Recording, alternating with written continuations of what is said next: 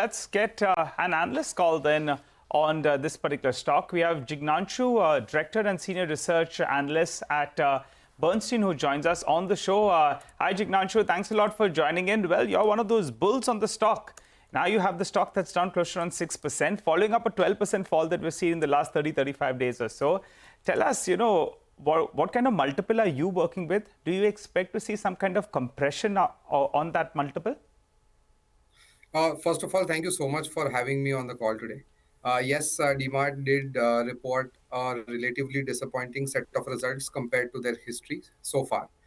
We think the fundamental story of DMart was not metro cities, was outside of tier 2 cities for the next few years.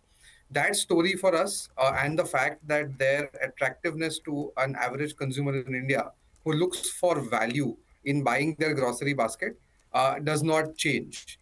And hence, that is what drives our outperform rating for the stock. We do think, though, that the 30+% of their stores today are present only in the top 6 cities. These are the cities where affluence is also high. These are the cities where much more of the revenue is derived from and where competition from online grocery formats is the highest.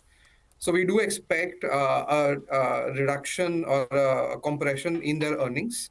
However, since we are not changing our longer-term approach or our longer-term thesis about the stock and about the company's ability to drive the growth, we don't change the longer-term multiples too much. So we work with a 62x EV EBITDA multiple for F26 and a roughly 50x or sub 50x EBITDA multiple for F27 earnings.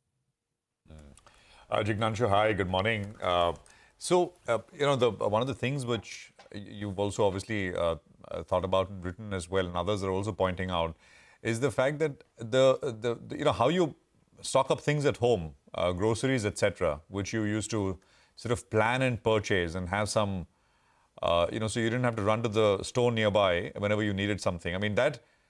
So you bought ahead, right? That was also a big part of it. That seems to have changed with all this, with quick commerce, delivering everything in 10 minutes, under 10 minutes. We, for example, had Dipinder Goyal of Zomato did an interview with our folks at Money Control, and he was asked whether consumer purchasing habits have changed. And as well, and the answer, of course, is yes, and we can see that around us. So that is the question. Yeah. You were buying on the spur rather than actually, and so far, it's not as if you're paying a very large difference in terms of price, and it's convenient. So does that hurt some of these? And it's not just about DMart, but chains like physical stores like DMart, others as well. Yeah. Yeah. No, I think consumer behavior is changing slowly. The question is, is the behavior changing for every part of India or only for the top 5 or 10% of India?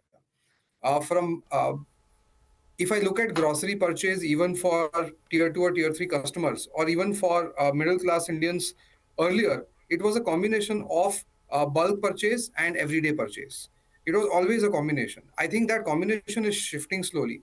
So there is no denying the fact that quick commerce has been an amazing new business model, which has taken market share away from both Kirana outlets in our view, which were the earlier convenience format, and modern trade outlets. The point rather is, which is why I think in the medium term or in the short to medium term, the pressure on all modern retailers to maintain their growth will remain. In the long run, there are a lot more unknowns on the digital commerce side. So proving the business model, making sure that the number of dark stores that they have today for the superior customer experience is sustainable.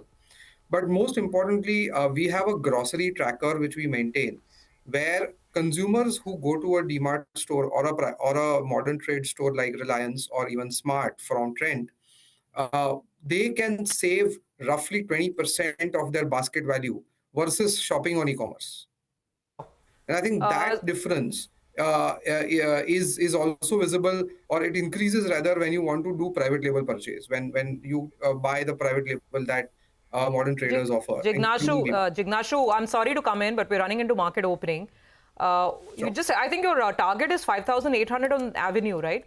What is, Yes. given the circumstances that you described in a lot of detail, what is the top line growth and what is the margin profile you're expecting for the next 2 years for this target to sustain 5,800? The stock today is 4,200. Yeah. So we have dropped our top line growth from 23% earlier to around 18% for this year and 20% for next year. The drivers for the and margin profile largely remains the same because I think DMart maintains similar gross margins around 15%, around 8% of EBITDA and around 5% of PAT.